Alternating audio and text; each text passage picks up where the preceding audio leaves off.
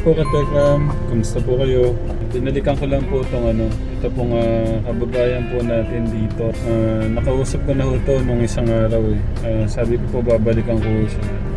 Pero hindi ko alam kung parang baka ito na yung trabaho niya.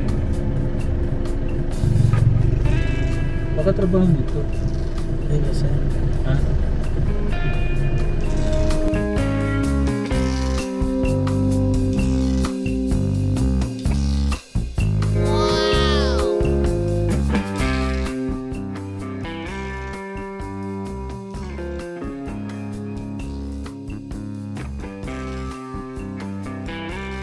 Nagkaroon daw tayong pagkakataon na makamusta po siya at ang pamilya po niya. So mamaya guys, update po namin kayo pagkadating po sa bahay.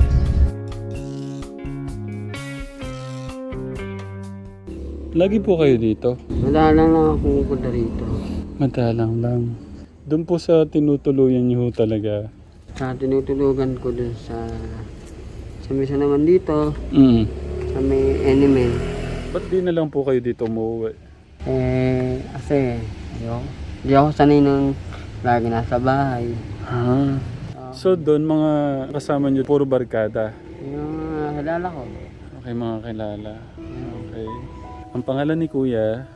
Ang pangalan ko talaga, Ferdinand Esco. Ah, Ferdinand E. Marcos? Hindi, Ferdinand Esco. Ah, Esco. Ayun na pala, si Lola. Hello, Lola. Wait lang, Lola, ha.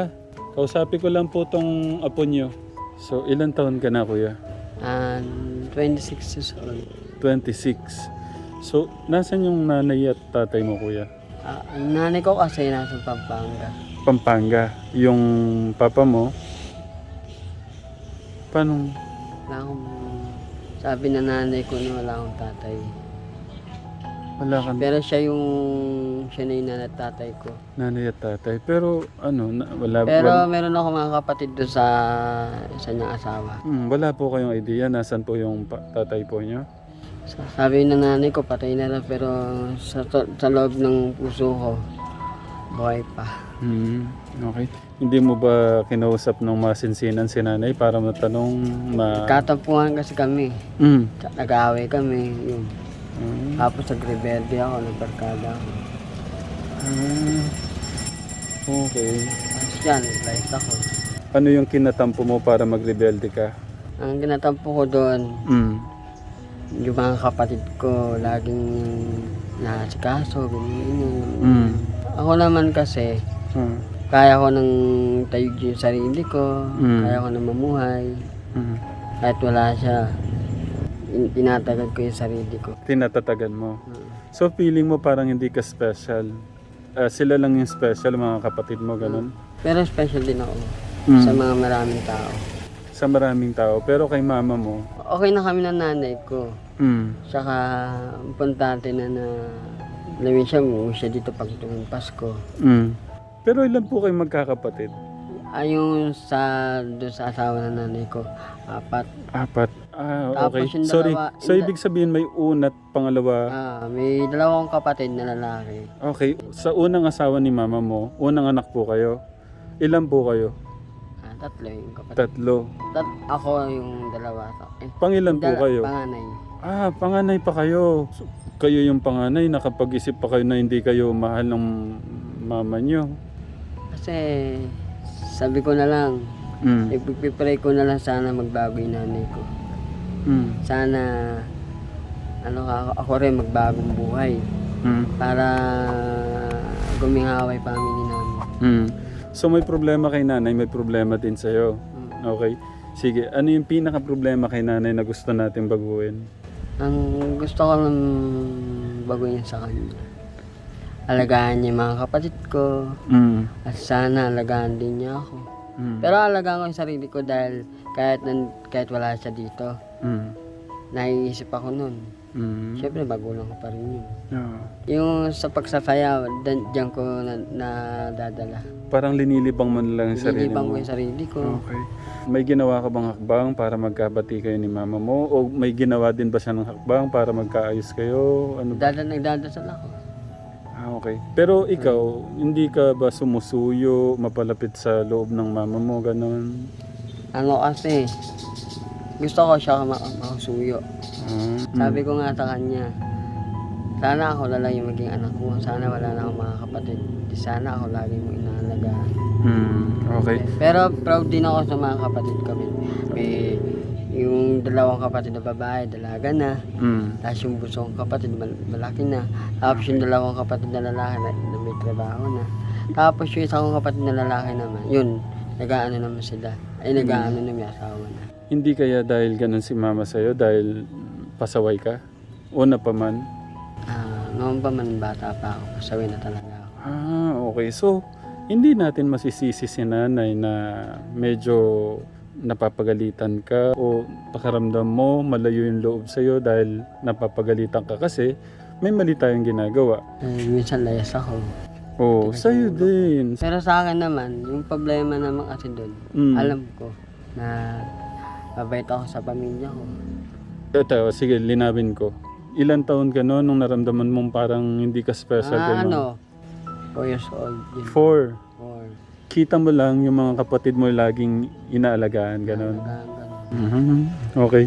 Ano kasi ako yung tawag dito?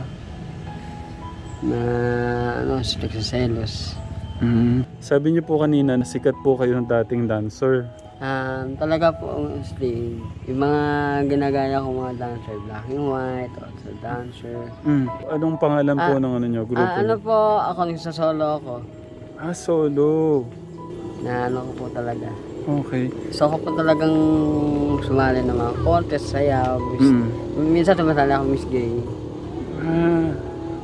Laban kasi ako sa mga contest na yun. Ilan taon na po kayong nandyan doon sa lansangan sumasayaw? 10 taon na. 10 years. 10 years ago na. 10 years nandun po kayo sa lansangan na yon. Bakit ganun o katagal? Wala ho ba kayong ibang pwedeng pasukan na trabaho? Yun ang libangan ko eh. At saka wala na rin ako magiging ano. Ang gusto ko yun lang gusto kong gawin. Pagsayaw, entertainment. 10 taon na pasayaw-sayaw po kayo doon.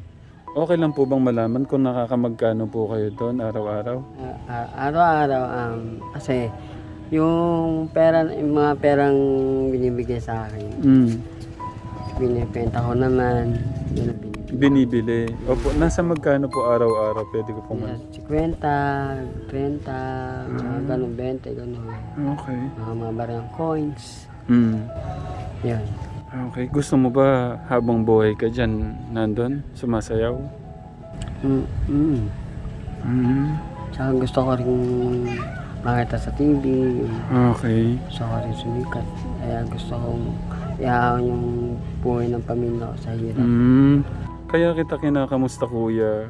Baka kasi meron akong maitulong sa'yo kasi ayaw ko na habang buhay kang ganon. So kasi sabi ko pagkatapos na ng pandemya, gusto ko na ng mga sumali sa TV. So gusto mong sumikat.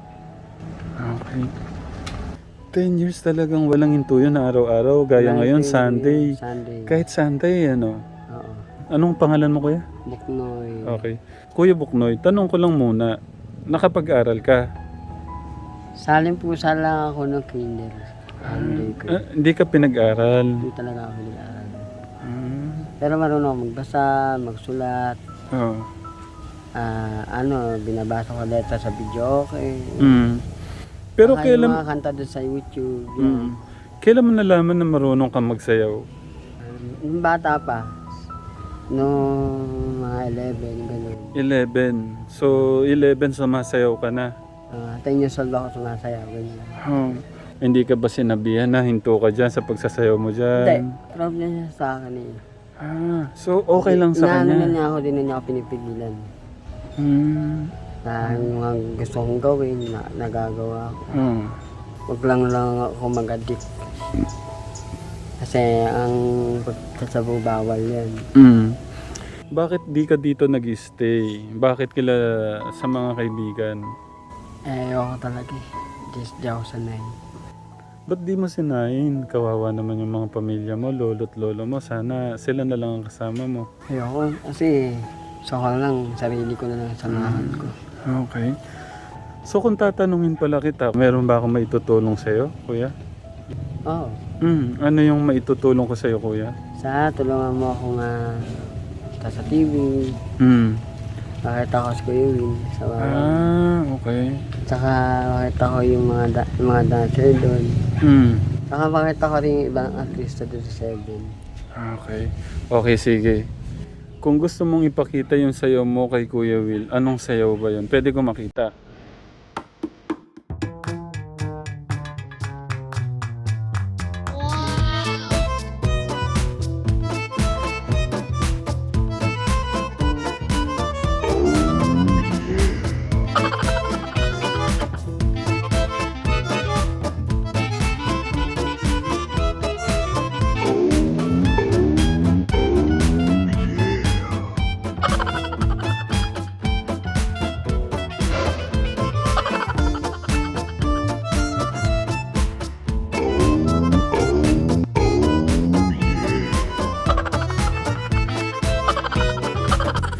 Okay.